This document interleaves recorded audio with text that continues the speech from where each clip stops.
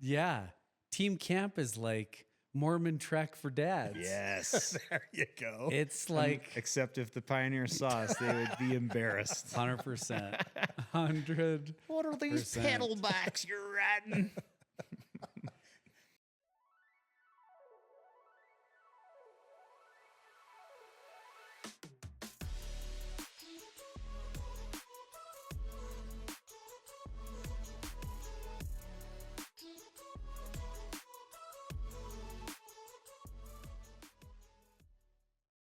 Welcome to Brainstoke. I'm Tom Telford. Preston Niederhauser in studio today with some incredible spring lineup shoes. Hashtag Taft for Preston. Those are nice. And Cons All Stars across the way. I'm wearing my brands today. Atomic. Bro. Atomic. I haven't got new laces. I don't know if it helped, though. They're clean. Are they? Yeah. Well, You know what's amazing about all the brands we've mentioned so far? Zero checks. Oh, yeah. yes. In fact, full retail price of everything. Oh, man.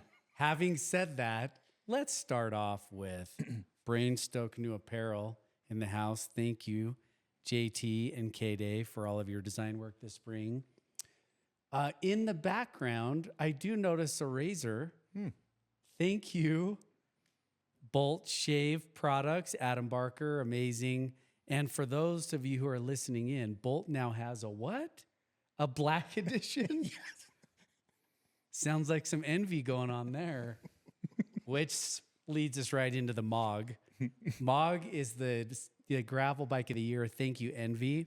There's some special people there at Envy who have been amazingly supportive of us. So Neil Shirley, Jake Pantone, Jason Bond.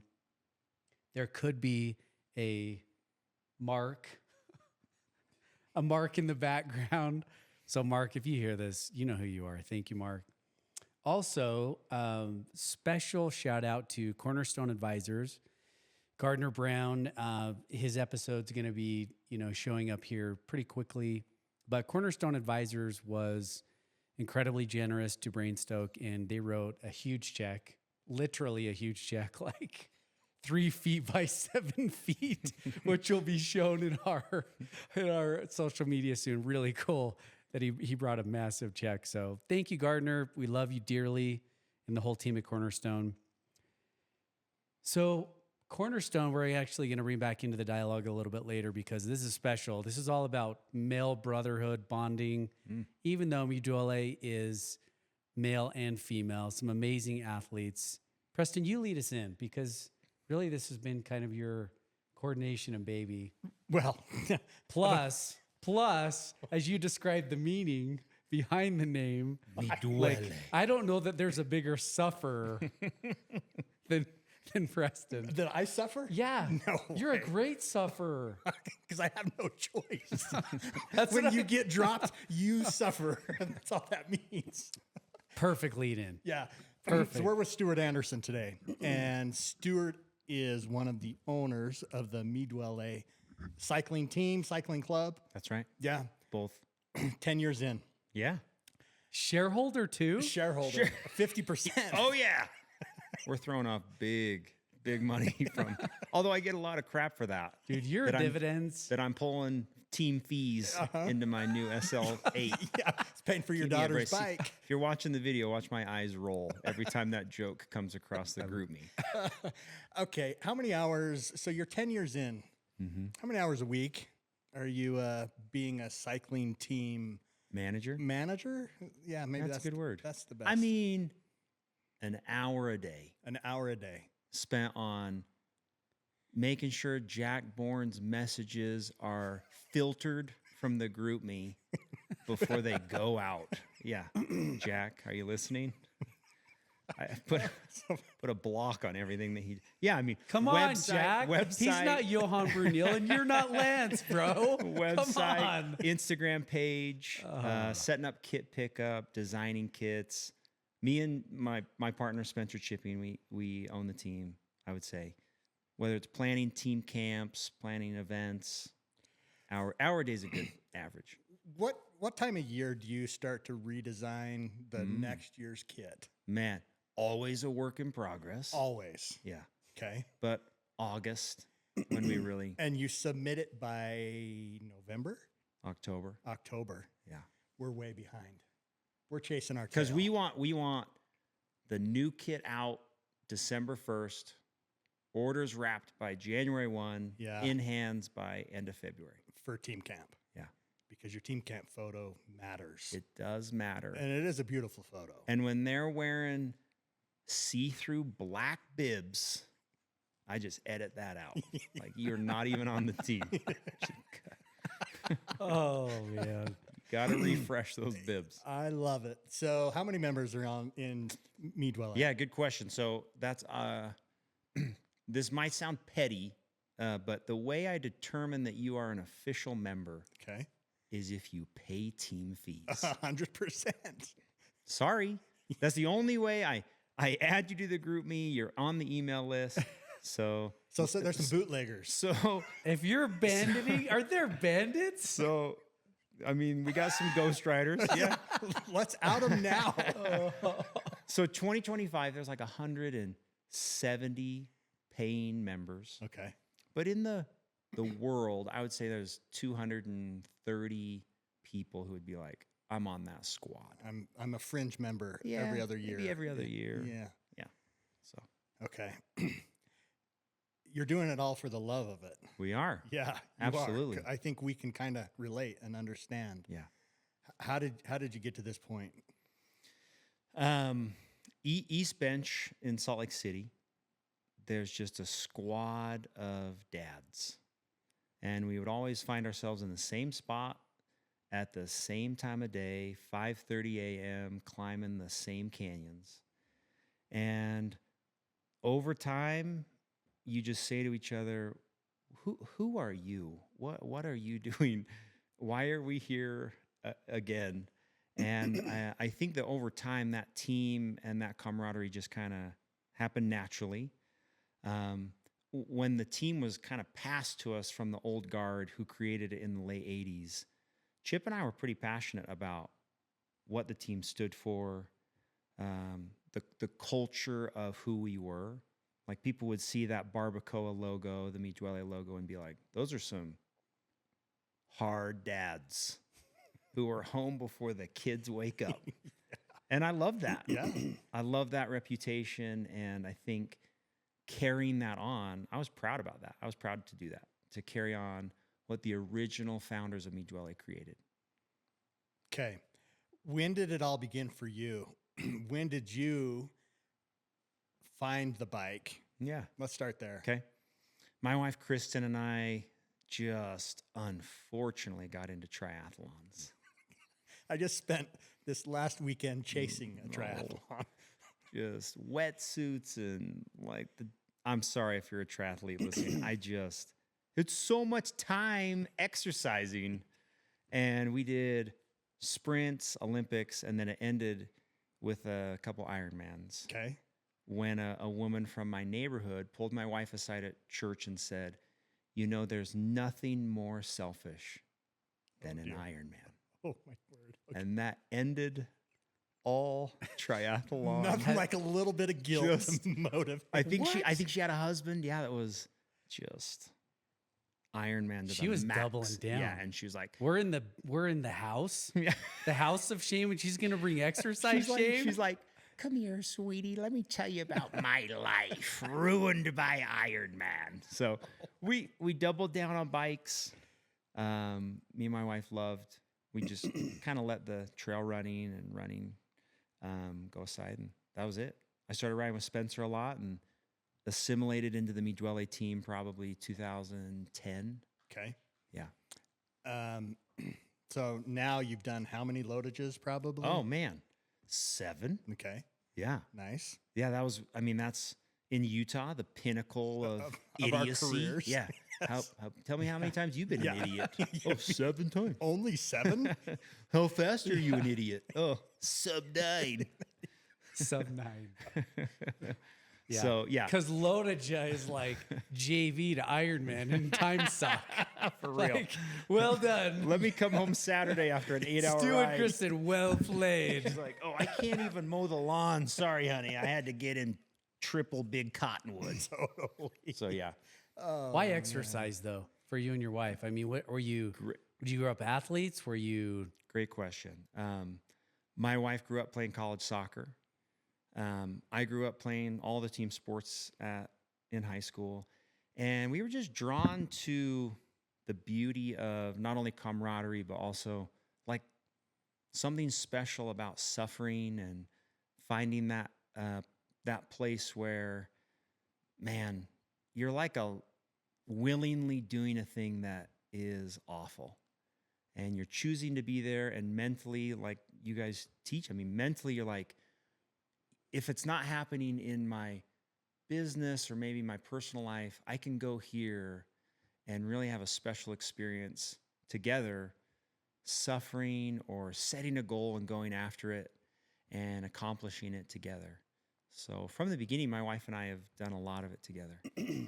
That's awesome. I've got to think, well, what did that do for your relationship with your wife? It's good and bad. Good and bad. Yeah, it's tough. I mean, it's a tough balance from buying equipment where, I mean, I'm not trying to be rude, but dad comes home with a whatever. SLA. Yeah. Is dad's carbon? Got the new Envies. And it's like, cool. When do I? I'm on Rovals. Uh-huh. And it's like, when do I get my Envies? Yeah. And so balancing who has the nicest, not nicest, but equipment, balancing time when we had young kids. That was probably I got to imagine that's the hardest part. But it helped us like communicate, give and take, a lot of wanting to see her accomplish and wanting to share in how awesome sport is with a wife who just will crush you. Yeah. I mean, she's no pansy. Yeah. Yeah. When she rides with the boys, man, she doesn't talk. She's competitive. Oh, yeah. It's awesome. So That's fun. really cool. And it's fun to watch. It's fun to make that part of our life. Yeah. But it has been a lot of work. Now balancing a high school kid who we want to have follow the same. I want to teach her about riding hard and feeling accomplished and loving the things that we love, but without ruining it. Yep. You know? That's the balance I think we're all trying to play. Yeah. Yeah.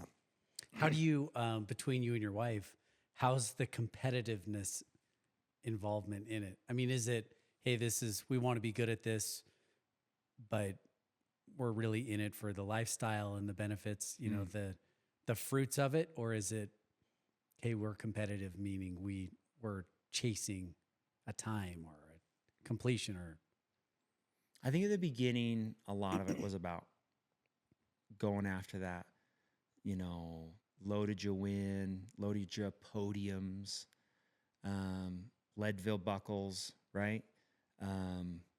Even now, you know, onto Crusher and other thing like time goals. And having managed the team and been part of watching kind of the obsessive nature of cyclists, it's helped balance the why behind riding, right? As I get older, it's tough to watch the results. I don't want to say I don't care about results. I do.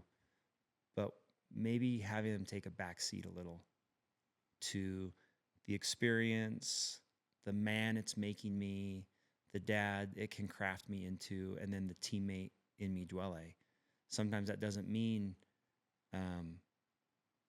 you know, I got to drop you suckers up big mountain and I'm the man. You know, sometimes it means hanging back or making the choice to be like a teammate versus the guy who wins. Did that answer the question? Yeah. It helps us get a sense of just the culture, you know, who you are, you know, what you're building and trying to build. And, you know, and we alluded to it, you know, off camera, but we'll dive into it just more the importance of a brotherhood or camaraderie in an organization that helps you just live life better. Absolutely. Battle life better. One of the things that I went back to your first episode, I said this before, but I want to just read this. Chip who it sounds like is your co-stakeholder, shareholders meeting once a year. He said, this was literally first episode. The reason I do this is the start of a new day. And he was talking really about this time of COVID, I think, pandemic, when that was recorded. Yeah. And he's referencing just coping with stressors. And I think that that's this is a cool thing that Mi Duole has done, that it's created a community. Happens to be around cycling, spandex, a bunch of us in dorks, out there chasing miles and sweating and all the funny cultural stuff that comes along with it. But you've scaffolded a community and a society that is helping people just be well. Yeah. Say more about that. What you're seeing at, your team camps, as you guys gather throughout the year, just what are you seeing and noticing over history about that in particular, of just the why that it attracts people?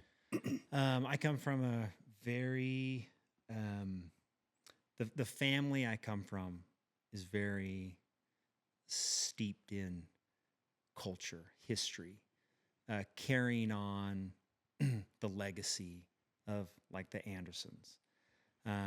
My grandpa, so my dad's dad, his father died when he was like 8 years old. And my grandpa would always tell the story. So they're at the funeral, and at the funeral, this old geese walks up to my 8-year-old grandpa, and he pulls him aside and he says, "Your dad was a great man, but you need to be better than him."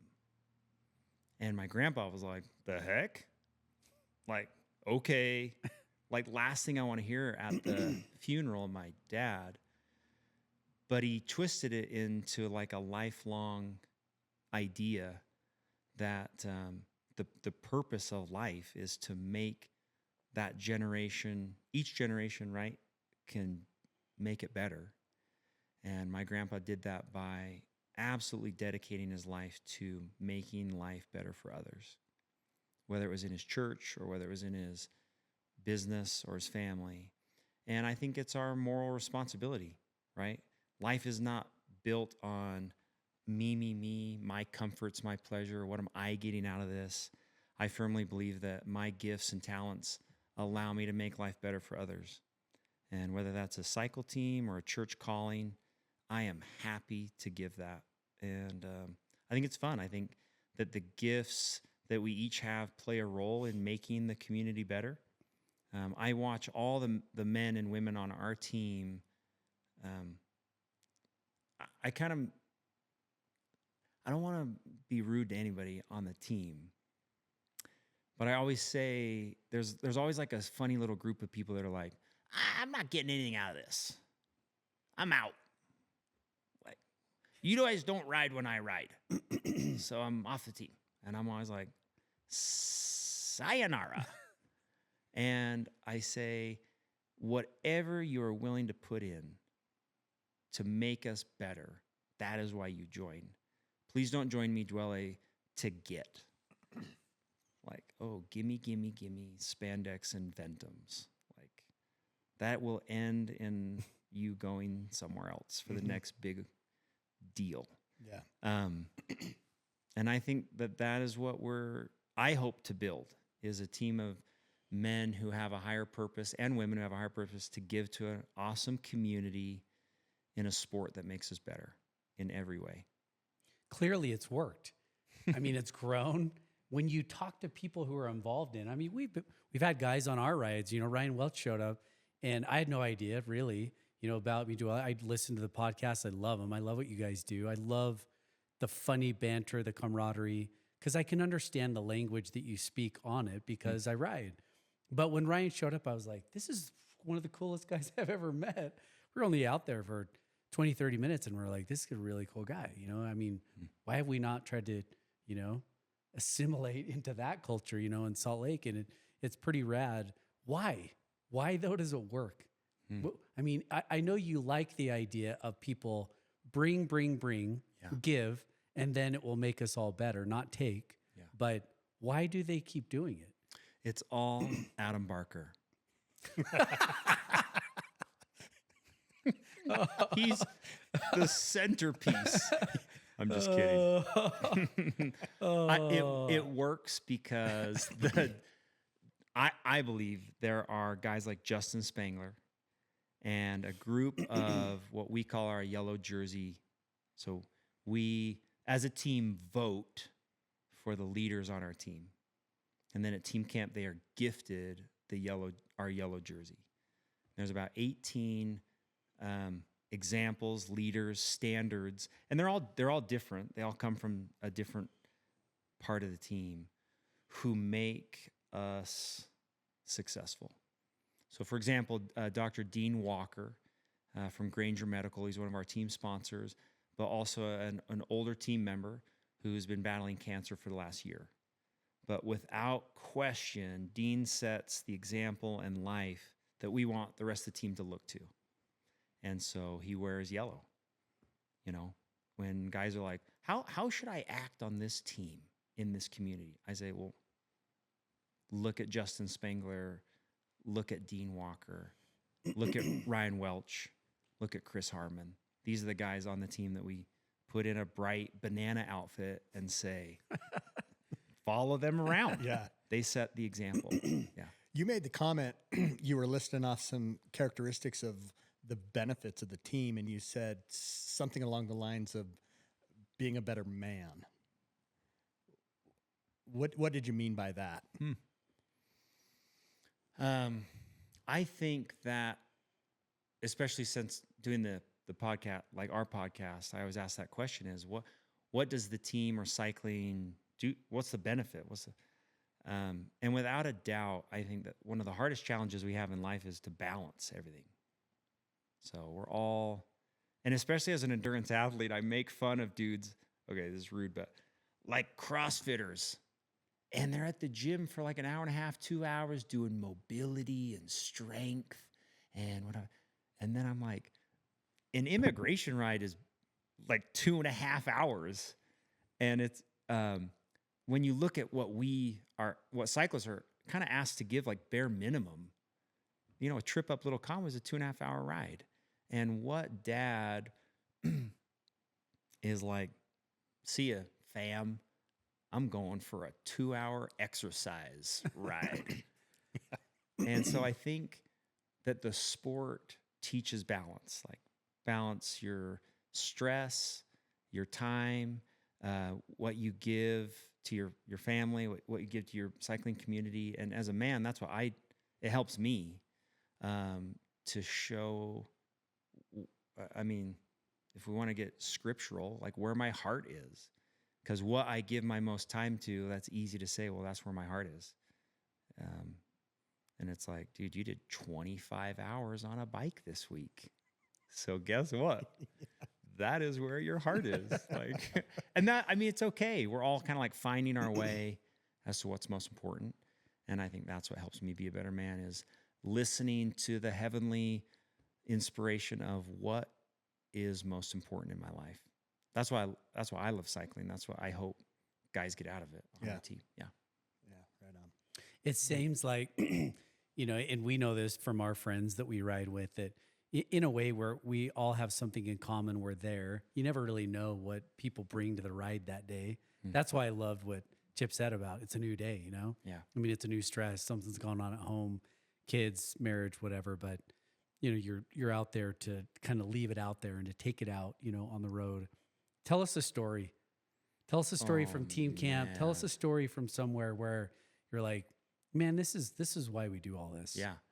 So years ago, I raced Lodja. One of the first years where I was like, I could podium. I can do this. And with the front group, have you guys done Lodja? I'm sorry. Mm-hmm. Okay. Yeah. With the front group, I have like PTSD right now, just sitting. My armpits started sweating just thinking about it. And right.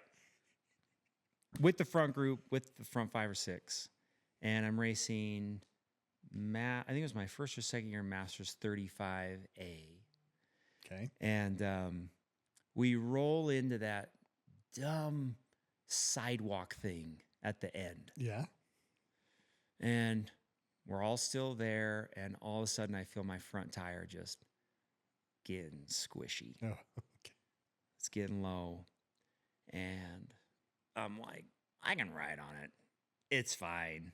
And then I'm on the rim and I have to stop. So I stop and I'm sitting on the sidewalk or whatever, just waiting. I think that's like 7 or 8 miles from the finish. Yeah, probably. And a teammate rolls up in a totally another group, and doesn't say a word.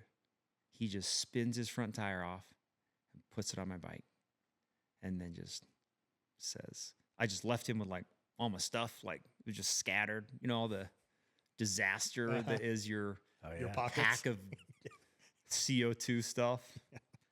And just said, go. It was then, like, that was early as a cyclist, and I'd never experienced someone like sacrificing like a year's worth of training, Right. Of all races. for a Of guy. all days. He's not even really like that close of a friend.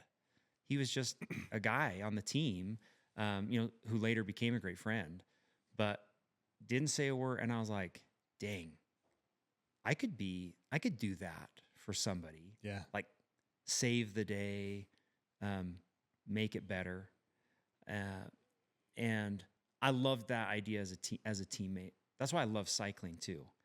It's like, it's all about me until maybe you're tempted with that possibility to be a good teammate. Where like, I'm gonna maybe do something dumb here and wait for this guy so we can claw back together in this race. Yeah. Kind of like sacrifice my day. And I have multiple stories like that. One of my best friends, Charles Smart. So another year at Lodja, it was that year where it rained, maybe 2021, 2022. Okay. We were in Mink Creek, Mm-hmm. and same thing. We all ran through some flat fest. My rear tire went flat, and I said to the 7 guys I was with, we had 8 guys in the group, and I said, I got to stop.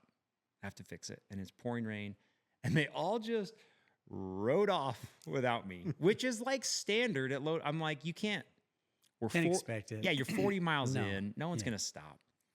I fixed a tire, and then it was actually a really fun day chasing back. Like, I never closed the whole gap, but multiple men in that group were like, we were so dumb to leave you. And I think it weighs on their conscience still. Yeah.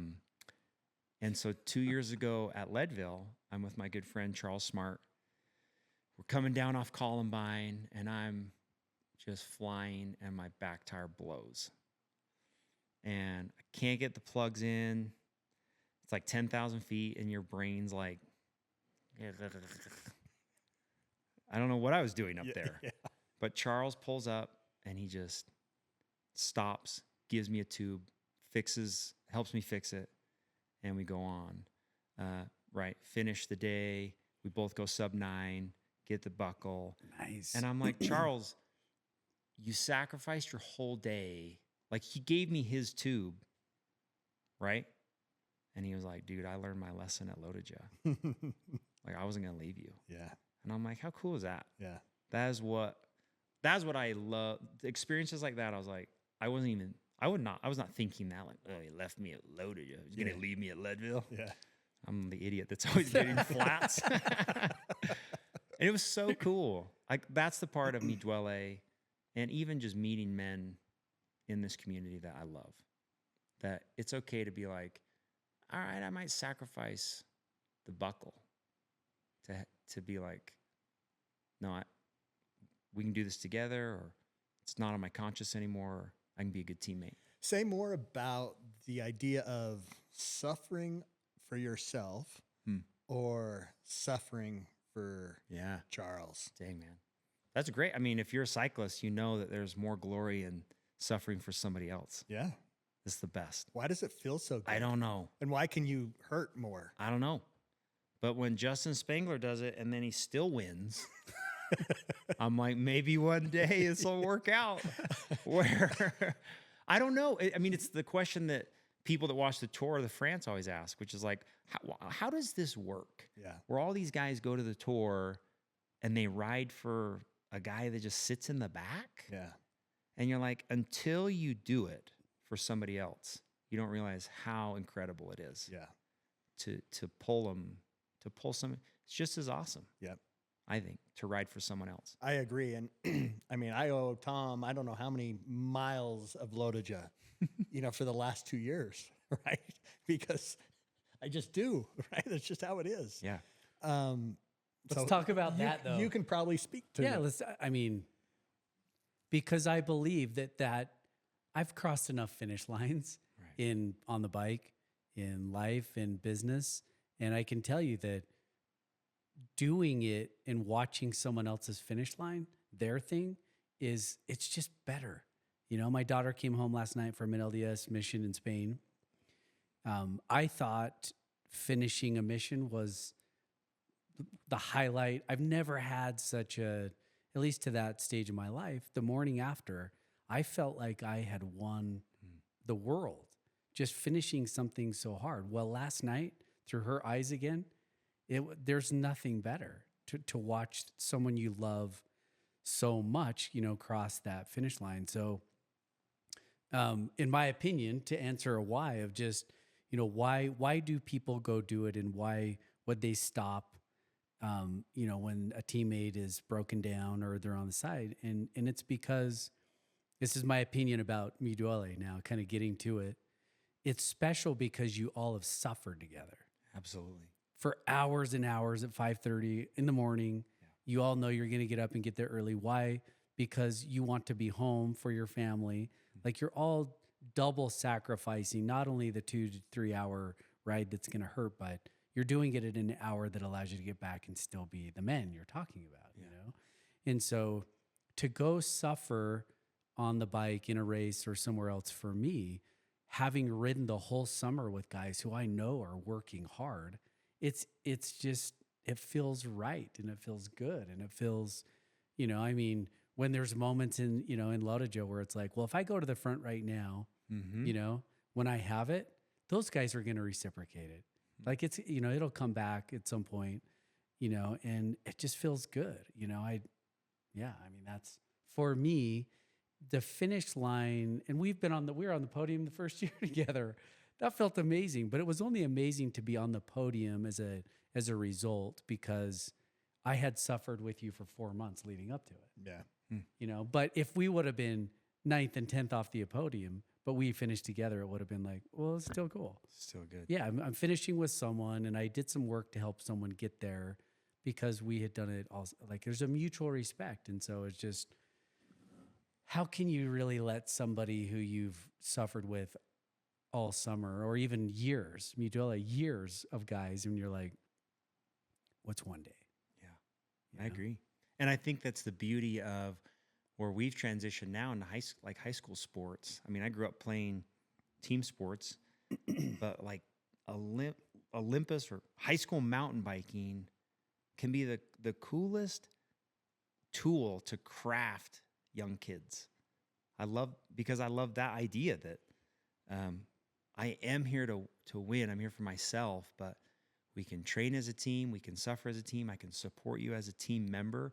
But I love watching my daughter like look inside on lap 3 and be like, ugh, this is so bad. Yeah. But I cannot quit. I will not quit. I won't sacrifice giving my best. And I love that about cycling. I just think it's the greatest sport because of what it can. I actually used to believe because of what it can teach us, but I actually believe now that cycling just kind of exposes you to yourself, right? Every time you go out, you're like, oh, okay, I learned more about maybe me and where I am. I love that about cycling. Yeah, it's so rad in that way. But there's something about, the community that you all have built. And, in a world today, I read a lot just because of the mental health companies that we own and we're involved with. There's major challenges in the world today. And, in a time where we're just starting to see, technology and devices and all the stuff. We all know the problems with it, but now you have AI, that's doubling down on it all, if not 100xing everything. And so there's in a time where people are more and more isolated than they've ever been. A Surgeon General is saying, hey, the biggest problem on the planet in the history right now is loneliness. Like people are literally dying more from loneliness than cigarettes. Like that's an interesting statement. So there's this challenge, right, of going on in isolation and humanity today. And yet here's this cycling team that's providing this unique thing in spandex of meeting up with a bunch of people and having a live camaraderie session. And that's so unique and cool and rare. And, it's becoming a dinosaur model of like people who gather together in person, in mass. The only other thing that is even remotely close to that in the world today is church, in my opinion. I mean, maybe there's some awesome bowling leagues that are that size. Oh, yeah. Frisbee golf.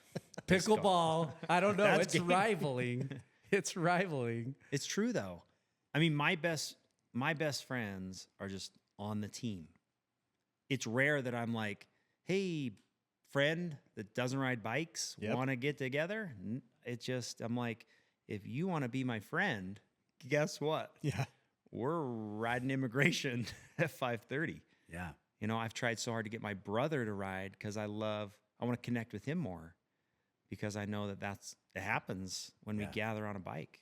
Absolutely.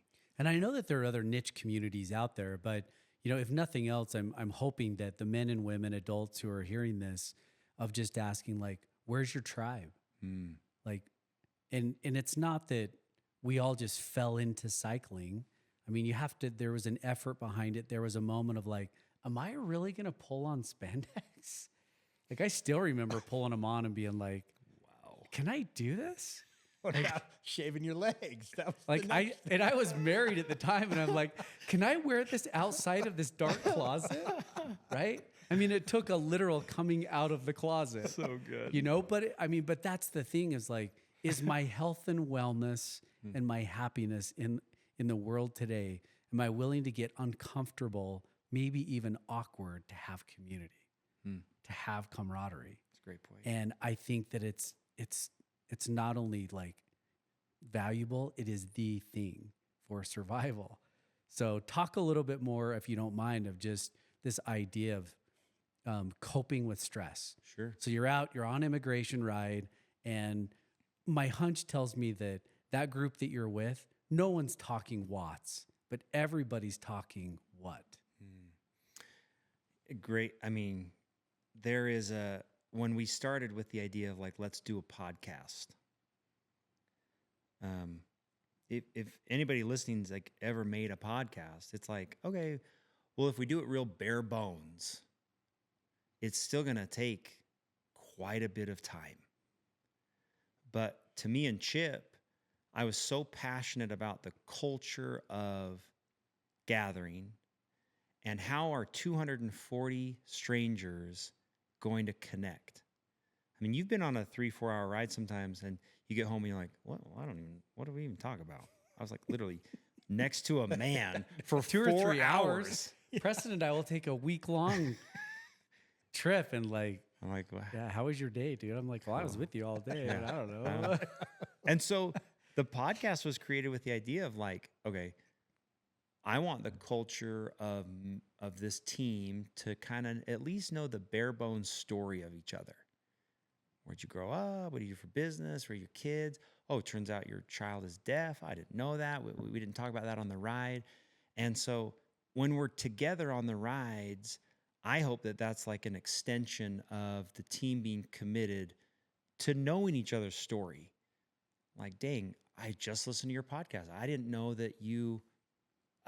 I mean, if you listen to Justin Spangler's podcast, like the way he grew up was the craziest thing ever. Living in a home that he was like, we didn't have water for a week.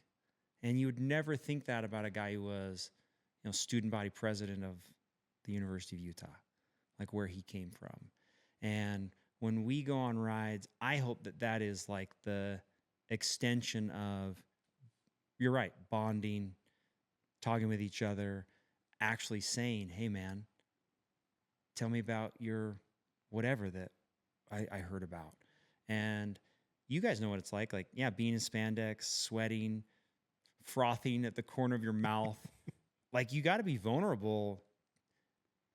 You're getting dropped. Yeah. And it's like, this sucks. Why am I going with these guys to get smoked? And it's like, because they don't care. They want to just be together and get the best out of each other. And I don't think that as a whole that exists much in cycling. The goal of most cycling teams is to crush people and to be a jerk and be like, I don't care. I'm going to win. And I'll use you to do that. And I love the idea that we can be opposite of that. Yeah. Right? Yeah. I mean, that's okay. I'll be last up the hill, and I'm fine with it because I know these guys love me. Yeah. So For sure. Yeah. It's amazing. Is that same idea and concept that Mi Duole is really building in culture, is built in culture? Are you using the same thing as a NICA high school cycling coach? we try. It's tough. It's tough to bring those kids together and build like a culture of what it means to be a great team at Olympus, which is where I coach. We have one of the great legacies on our team with Bart Gillespie is like the man when it comes to mountain biking. And Bart has built a culture in our team of success. Like, we do have fun, but we're going to train hard. And it starts from the top. Like, Bart and his wife, Rosie, are the coach. And they help us build a culture for the Olympus kids. But I would say that trying to transfer that, it starts at the top. You got to have a great leader that shows you how it's done, how to, like, if you have a weak person up at the top that doesn't have any design, like, culture is not created on accident. You're not like, oh, cross our fingers that the team's good. Yeah. No, you got to like have a plan. And super intentional. yeah, you have to train it and coach the culture. And if you've got a great leader, I think that happens. Yeah. It's cool to see what's gone on in Utah just with NICA Utah and what they've built. And I mean, they have been very intentional about culture and inclusion and all of those things. Yeah, I know. I've taken the culture quiz 9,000 times on the NICA website. Oh, man. If anyone from NICA is listening, please, can I be grandfathered into never taking No, the NICA no. quiz? You will be reminded again? every year. Yeah, Chris Best and his team are just incredible there. And yeah, we do the same. Every year we're like, do we have to do this Yep. head injury? Like, yeah, Yep. every year. What are the foundation principles of NICA? Yeah. Like, dude. Yeah, But it's good. it is good. I do agree with you. Consistency, I think is key. Yeah. How do you take it all and apply it in your daily life as dad, provider, business owner? It's a great question. Just being mindful of like lessons learned, I think. As nerdy as this sounds, I write in a journal every night and I love it. I do too. I just sit down before bed and I write usually like I'm grateful for this and I'm thankful for that and even grateful for the on Saturday I did the Wild Horse gravel ride race out in I don't even know where we were, like west somewhere. And my 17-year-old daughter signed up. And Kristen, my wife, and her rode the 76 miles side by side the whole time. So Ava, my daughter, was the only under 18 kid to even do the 76-mile race. And Ava's riding mountain bike and now gravel. she rode gravel. Yeah, so that was a gravel bike. What? Although Envy, Yeah, Mog, man, let's go. sponsor this girl. She's the only one showing up. it was pretty cool. That's rad. I mean, when she finished, absolutely in tears. It was the hardest day ever. Yeah. On her Strava, right? The hardest thing I've ever done. Yeah. But when I got home and I'm thinking about my day and I'm writing a dumb little journal entry, it helped me. That's what I do. I love to think about and just remind myself how awesome it can be and how bad sometimes it is, that like that's still good. And the journal I write in is a 5-year journal. So the day I write in, I can see the previous year's entries. Mhm. And it's so fun to be able to be like, hey, last year at this time I was doing something else Yeah. dumb. And I think that's a great way to apply it, is to think about each night. The other way I apply it is like we talked about earlier, is my great wife. I know a lot of guys on our team and people are like, how do you, I use biking to like get away to, I'm not trying to get away from my wife, and that's not what I'm saying, but I kind of am saying, he's like, this is my time. Yeah. She is an incredible way to help me find meaning in all of it. Like that's how, when we're on the bike, that's what we're talking about. We're talking about planning Mormon trek. We're talking about managing Mi Duole. We're talking about Crown Council, the business I run. We're talking about our kids, and that is such special, just like even sacred time. Yeah. To do that when she's not dropping me. Let's talk about Ava's day on Saturday Yeah. and what that meant to you and to your wife. Yeah. To see her suffer and know how awful it was, and there were sounds like maybe some tears of some kind somewhere. A lot. But what did it feel like to watch your daughter cross the finish line?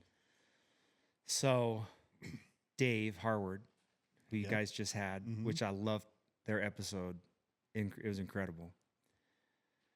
Dave was kind of like, I think he was waiting, watching me, because I was at the finish line for a bit, and I'm tracking their location. So when they crossed, Dave was kind of like standing there like a little kid, like. And it wasn't for the reason that I thought he was standing there. When you guys listen to Dave on your podcast, that dude loves race. Yeah. It like brings something special, I think, that he loves. Well, when we crossed, he was kind of like, me and Ava and Kristen were kind of like standing there together. And Dave was just kind of like standing on the side with this big grin on his face. And after like 2 or 3 hours after the race, Dave sent me a text.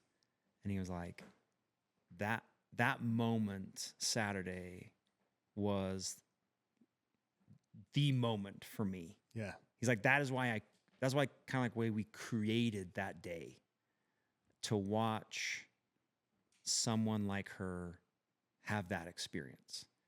And for me as a dad, I mean, if you guys have had your Nika kids finish, I mean, it's like 45-minute race. This was 7 hours. And I was riding it in front of them. So the whole time I was like, oh man, this part's this is gonna be terrible part. Climb. This sand. And so when she finished, I mean, Yeah. I knew for me, like a missionary coming home, it's like, this is way better. Oh yeah. For that, I've played a small role in her having this experience, right? Yeah. That was way better than finishing it myself.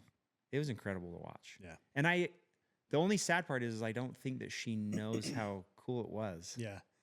to finish, to do it. Yeah. It's unreal. It's the best. Oh man. And especially, I was riding it right in front of him, so I was like, I can't believe she's doing this. She's probably crashing right here. And then when she made it, I was like, I can't believe she made it. Yeah. It's unbelievable, really. Well done, Ava. That's a big deal. It was cool. He, JT, who's producing. So when he did P2P the first time he was a junior, Yeah. and I chased him on his heels across the finish line, and I remember thinking, he'll never be the same. I mean, no matter what, It's true. the rest of your life, if you have something emptied you that far and you finished it, there's just something that's Confidence. you've put deposits in a bank of can do that it's always going to be there. I agree. It's unreal. I mean, it's incredible that way. It's so unique that it's a sport that allows that for a parent. It'd be interesting to have Kristen respond. I'd love to see her journal entry on Ava's finish. I bet it's pretty powerful. Never do this again. I can't believe he sent me out here with her. Yeah, totally. No, Thank you. I mean, but in my business, I got to interview Larry Gelwicks. He was a great Highland High School rugby coach, the winningest coach in like American history. Like I think he lost like 10 games in 25 seasons. They made the movie Forever Strong about Larry. Okay, so he was a mission president at the time, and I got to go interview him, and he said something so interesting to me about the missionaries that were coming out. He would say, you know, I wish every missionary was either a farmer or a cowboy, because those guys never quit. And I'm like, that is the coolest insight into the life that farmers and cowboys get to live. Like, what are those guys doing that allow them to come out, be a missionary, and be like, oh, like cockroaches, like that doesn't matter. You know, like nothing in a mission would faze them. Yeah. And I'm not saying that cycling computes to that, but experiences like doing the wild horse, it's like, dude, maybe something later in life, that's nothing compared to Dave Harward making me ride the rockiest road on planet Earth in a gravel race. And that's cool. I think that's a cool experience to give kids. Well, at some point, right, especially we talk about broader culture, you know, because of the mental health space that Levo is in, you know, that I'm involved with, my wife's a marriage and family therapist. We hear all day long some pretty sad stuff in the mental health space. But even if it's not a sad mental health story where someone feels broken, every teen right now or a parent of teen is saying, how do we build resilience? How do we build grit? Yeah. How do we build can-do attitude? How do we make them stronger to face the challenges that the world is going to throw at them? And we've talked about missions already.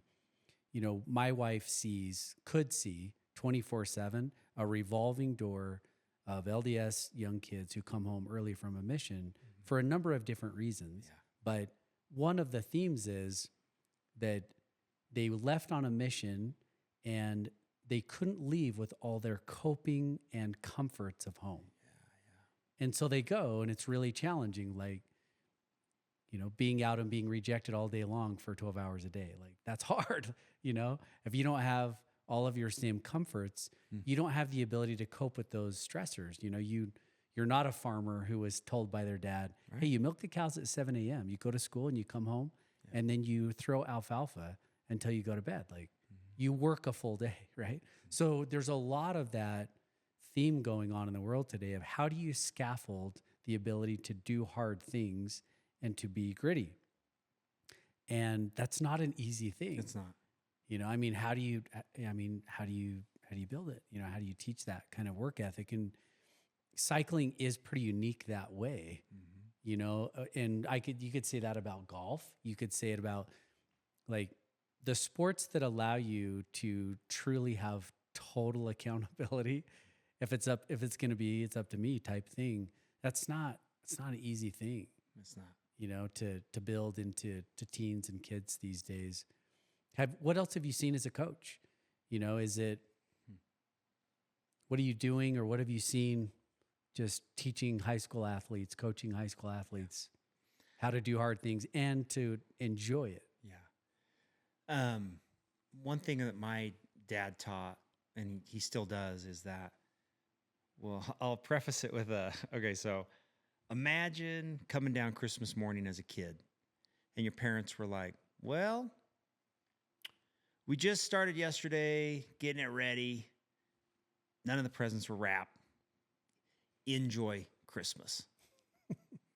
Or 20th wedding anniversary, and you turn to your wife and you're like, well, what do you want to do? I don't have anything planned. I didn't come up with anything. I have been taught that, like, love can revolve around the amount of effort and time someone puts into like a plan.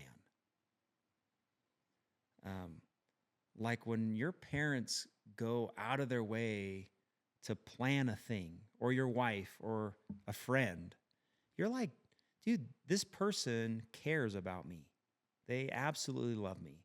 Versus the opposite of indifference of like, I didn't spend a minute planning anything. And I think that can go a long way for students, for kids. A coach or a team leader who doesn't show up and they're like, where do you guys want to ride? It's like, no, here's the goals for today. Here's where we're riding. I've got an awesome treat. Here's a cool motivational message. And when we're done, do all the things that NICA tries to teach us to do as a coach, rather than being that coach or parent that's like, oh, what do you guys want to do? Because I know how I feel when somebody goes above and beyond planning a thing that I'm like, this is awesome. Mm-hmm. You even brought fat boys to eat when we're done. Heck yes. You know? Yeah. Versus somebody that there's no plan. And I just think, and I you know, my wife criticizes me sometimes, like, you overplan, right? That's a problem sometimes, a challenge. But like, I love a great plan. Okay, it's a Google Doc. We're going to Maui. Whatever. Here's our Google Doc. This is how much I love you. Yeah. Tuesday in Maui. Like all these activities. You know, and as a parent who has kids that participated in NICA, we were both coaches together, but we're no longer head coaches, but we've now, there's a new head coach for Morgan, Melissa Malott. We know that she loves our kids. Like it is so obvious how much she loves our kids.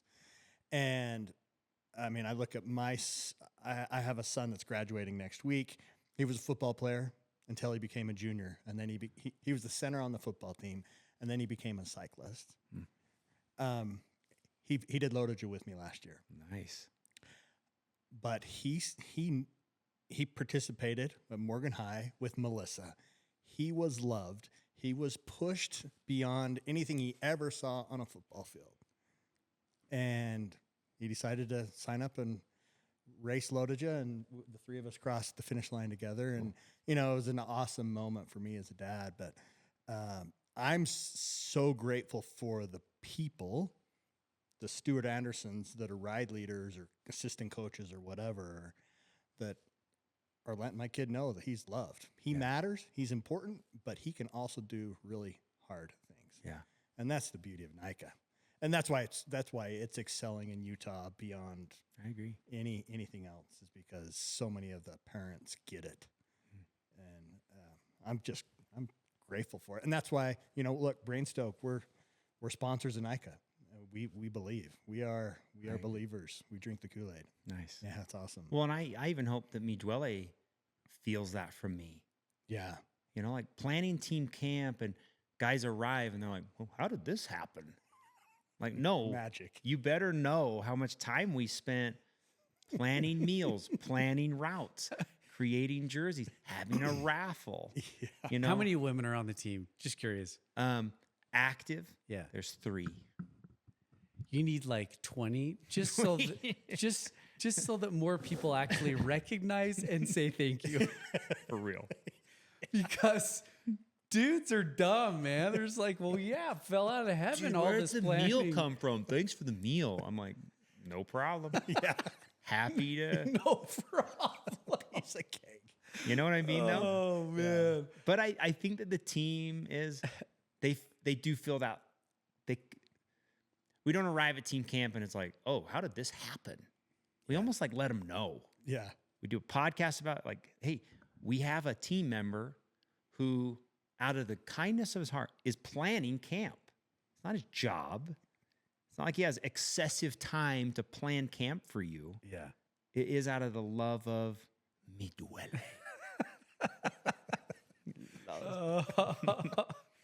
Yeah.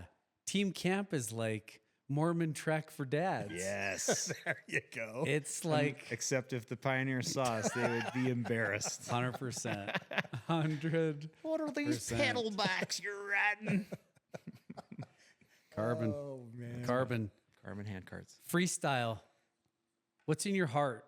Man. You know, I said it in our last podcast and I'll say it again. So I've interviewed like 120 or so people on our podcast, and the last one, Eric Alder, our teammate, he flipped the script and was like asking me questions. He's like, we've done so many episodes and you've never been asked these questions.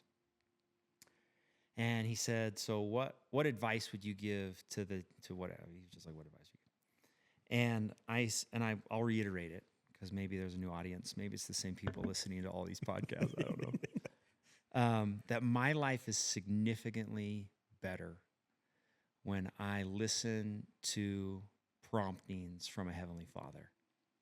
And when I try to be in tune and create a life that's like, that I feel is bigger than what I can come up with. So hopefully finding inspiration to reach out to whatever, a teammate. If I'm driving home from work and it's like, dude, you should call whatever, I'm going to do it. I've had too many experiences where I do reach out or do something for a team member and they're like, dang, man, that was crazy that you reached out. And I think that my life is 100% better when I do that. When I believe that there is a higher purpose that can kind of guide me to help others. And I don't know. It's way better that way. It's awesome. I'll tell a quick story. Is that okay? Yep. So my one of my best friends, Jake Cook, he was in Italy with his wife and she had a stroke. It was crazy. He didn't know what was going on. He's alone. He doesn't speak Italian. This is a few years ago. And takes her to the hospital. And I don't know how Italian hospitals work, but they like took her back. And he was like, she was gone. I didn't know what was happening. I couldn't speak Italian. He's like, I kind of thought this was the end for Brooke, my wife. Anyway, I'm on the beach in Newport with my family. And I was like, I wonder how Jake's doing. We share locations, so I collect people's locations on my phone. I've now heard this. I love it. So I was like, I wonder where Jake is. I'm zooming in. I'm like, No kidding. So I just called him, and I'm like, dude, how's your trip? I didn't know. I come to find out he was like walking into like a bar or something. And he was like, this is it. This is the end for me. Not like the end, like he was going to commit suicide, but like mentally he was in a terrible place. Alone, like scared, lost. And he's like, as soon as I saw your name, he was like, this is crazy. Picked up. And he's told me multiple times, like that was an incredible experience in his life, that there are times when we can be inspired to like help somebody else and just do it. And I think at the time when I was on Newport, I was just like, I was more of like, wonder how Italy is. I wasn't like, oh, Jake's in trouble. I got to call him. Yeah. It was more like, I'm going to check in on my buddy because I maybe feel like I should. But that was a real turning point for my life too. Like, I'm not going to ignore heavenly promptings, if that's what you want to call it, whatever you are as a listener, because it can really change somebody's life to do that. Is that a good freestyle? Yeah, I have a question. Okay. Some more questions and follow up to it. A few years ago, Preston knows this because we've been buddies a long time and we've served in church stuff together and been on the bike together. But my own just faith journey the last couple of years took on some interesting things. And one of those things was, if you're LDS, if you're not LDS, just interesting to hear, an LDS person describe this. But the temple is a place where LDS people go. We consider it this kind of spiritual, I call it the big house. Mm-hmm. The place that you go where the purpose of it is to go and to try to connect with divinity, to have promptings and feelings in that place. It's a spiritual place, by design. And in going to the temple my whole life, I've had interesting, thoughts and feelings there. But one of the things you do in the temple is you make commitments to God, and God makes commitment back to you. We call it a covenant. That's kind of the language of being LDS. But one of the promises that you make when you go to the temple is that you will commit your time, talents, and interests. And for years, I've really stumbled with that idea of time, talents, and I can give time, but talents and interests. Like, I love biking. I freaking love it. It's in my DNA. I don't know why. Like, I love to look at bikes. I love to ride them. I love to bike. Buy them. I love buying them. Like, I do, right? And so, I mean, just interesting. And years ago, I just had this moment.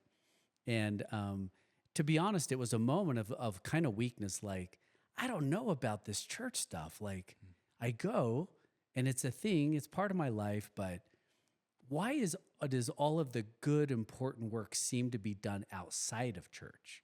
Like, the real connection, the meaning, like the real stuff I felt like was being done outside of church and in settings that were more vulnerable, like really getting to know people. Church seemed to be starchy shirts and like, we come here and we kind of put on like, we're good in front of God versus like, go be real. Well, in this moment of just kind of, where am I at? How am I feeling about all this stuff? Something came to me, and the prompting, used it a heavenly kind of, prompting was, I felt like this communication with God, and God said, Tom, I don't care about church. I don't care about how much time you spend there. I want your heart. I want all of your heart. And immediately that took me to this idea of time, talents, and interests. Well, what's in my heart? Well, bikes, carbon fiber, not really, but I really started to think about, well, if my talents and interests are biking and being outside and skiing and doing those things, how can I bring that idea of loving and lifting other people, i.e. discipleship, to just my talents and interests?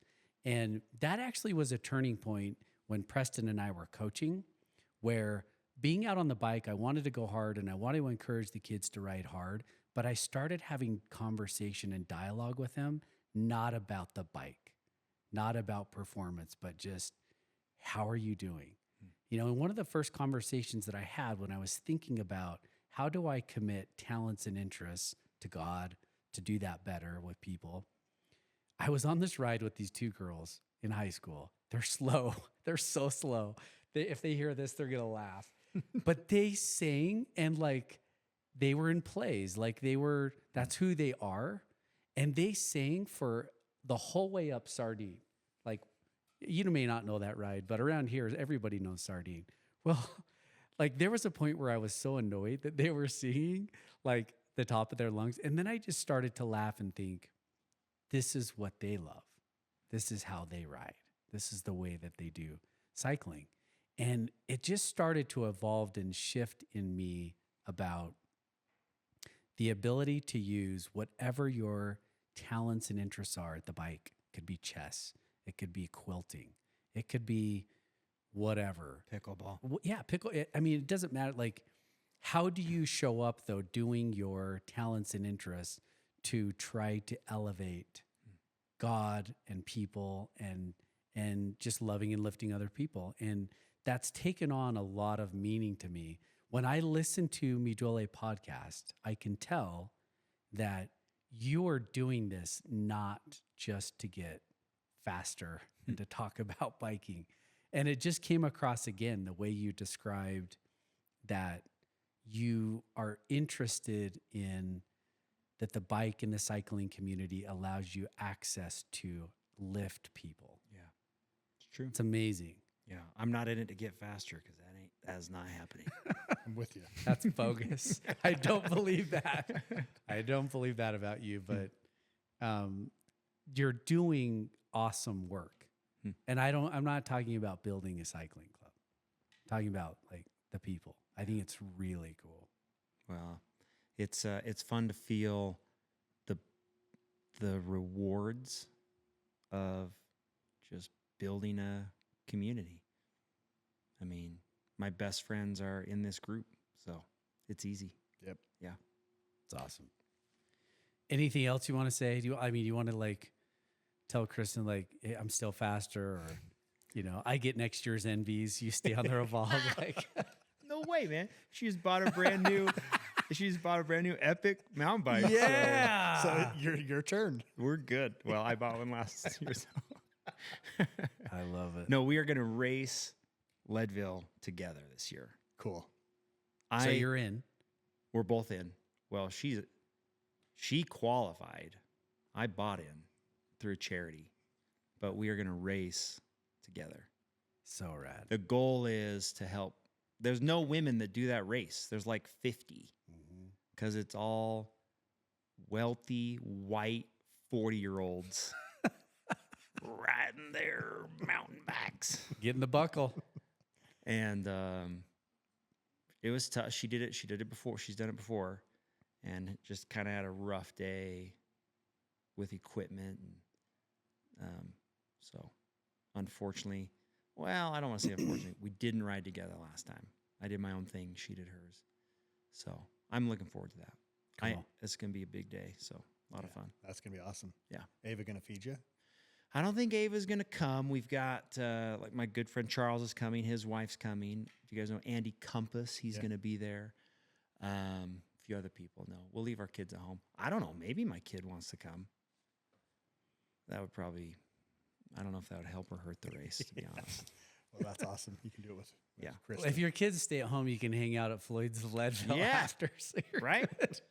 Yeah, right. This is my third time doing it. I'm like, I'm getting a mansion to stay in with a hot tub and We're doing this right. Yeah, because the hotels in Leadville, ugh, no good. So anyway, I got some fire questions for you. Ready? yeah. Top suffer song. Oh man, this is great. So I've got a playlist. Oh, I got to do them fast. I don't want to give you a story. You're good. Um, Hit us up. What do you got? So don't be embarrassed anybody that hears me, but I just love Megadeth. Have since I was a high schooler. Megadeth. That's what I rotate on. Awesome. Is it? I I don't know. I think Whenever I so. share them with my And this guy's so in tune. whenever I share Megadeth songs with my buddies, Yeah. they're like, "You got to be kidding! Hey. You don't listen to this? Time, talents, and interests. If Megadeth is an interest, Listen, hey, not you- a lot of you cursing roll in it. Megadeth, Preston. It's good, clean, Oh, just good, clean Yelling. I love it. screaming. Yeah. Preferred chamois cream. Oh man, I don't use chamois cream, but I do use. Okay. I have used D's nuts in the past. But Okay. I hate it. Yeah. I think it's gross. Ketones. Don't use them. Never have. I'm just. You're never- dry. Just never done it. You keep it sober. Yep. Good for you.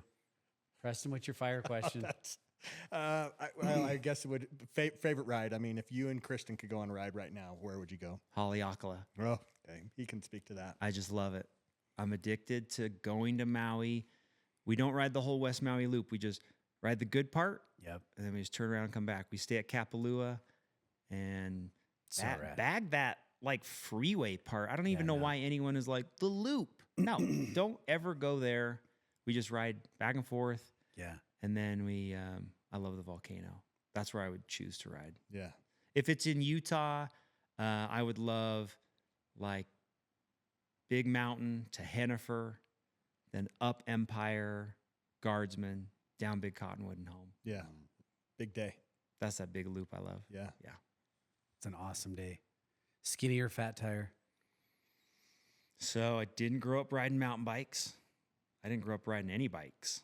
So I fell in love with road biking, but I've been 5 or 6 years now on mountain biking. Yeah.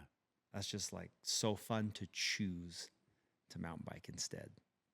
Although another unfortunate shout out to Jack Bourne, who claims your BMI has to be above 30 to ride a mountain bike.